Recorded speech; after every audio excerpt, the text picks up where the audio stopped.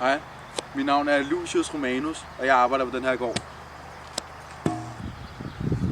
Min familiefader, Festimus Romanus, han sørger for, at alt går sin gang og holder styr på regnskabet. Hvad laver du her?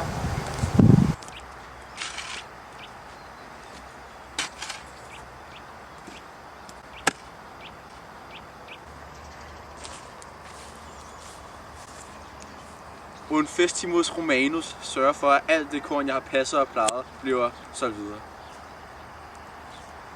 Udover vores familiefædre er der også andre slaver her på gården, og en forvalter.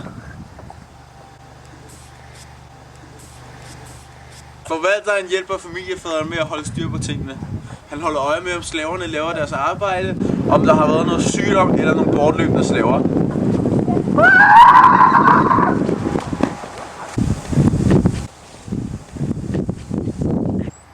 Her på gården kan man både blive købt som hyrde og arbejdsslave.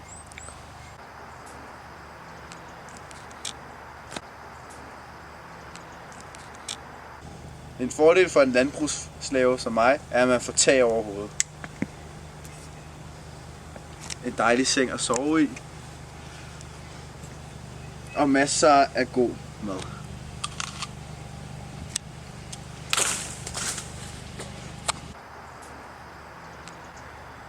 Jeg arbejder ikke i en mine. Mit arbejde er langt mindre farligt. Desværre kan jeg risikere at blive solgt eller fyret, hvis jeg ikke udfører mit arbejde ordentligt. Og så sulter jeg ihjel. Men heldigvis er jeg flittig. En anden ulempe ved at være slave er, at man slider sin krop ned. Og man risikerer at stille træskoene til en tidlig alder. Og til en afslutning har jeg ingen rettigheder.